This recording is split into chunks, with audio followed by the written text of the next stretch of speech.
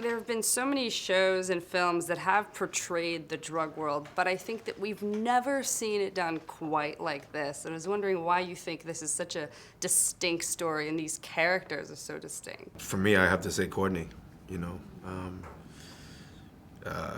Chris Albrecht is obviously extremely intelligent and gifted, and Lela, Courtney, and myself say that he's a front man as a corporate guy, but he's a real artist at heart.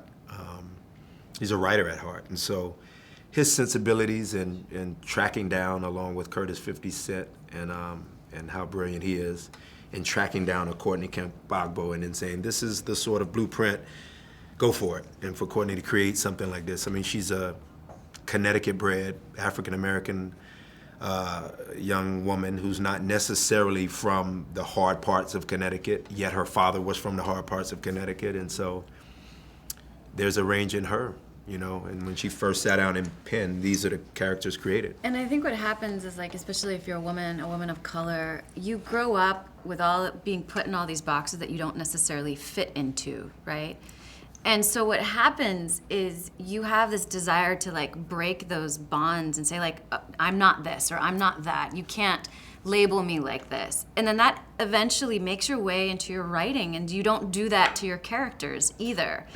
That's why all of the characters are so dynamic. It's because They're not handcuffing them. It's like it's a way of giving yourself freedom. Like, you think I'm this? Well, let me show you all of this. Now what are you gonna think? Because on some level, And this it's whole collaborative, creation you know. is all facets of Courtney. Yeah, and collaborative in the sense that while facets of Courtney, she got strong, opinionated actors that challenge her as much as she challenges us. And if we think we can... I don't know what you're talking Yeah, exactly. And if we think that there's, you know, parts of ourselves that can be added to what she's creating, then, you know, and not that other shows haven't done that. You know, it would sound pretentious for us to allude to that non-reality. Other shows have done that. Other creators have been collaborative and allowed smart actors to do what they do. But we definitely are dichotomous and range-filled actors as people. And then she hired us, and so we get in there and we're like, okay, that theme was talked about last episode. Let's play up the fact that he's a father and a doting father the next episode. Let's really do that, because we so went to the brutality of the episode prior. So we're constantly trying to make sure that we yo-yo in a perfect juggle or in harmony the different elements, not only of the characters, but I guess of ourselves. We're telling on ourselves a little bit as Lela and Omari and Joe and Curtis and Enrique and Luis. You know, we're telling on ourselves, Notori.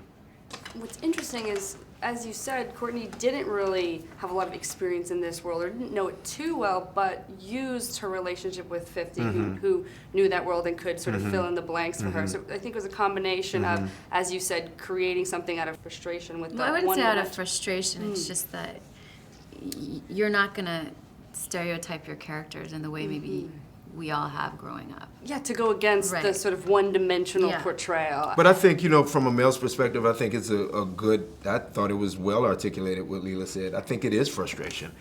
I think that women are oftentimes handcuffed by society in terms of what they can be. You're definitely doing more than what your grandmother did. What?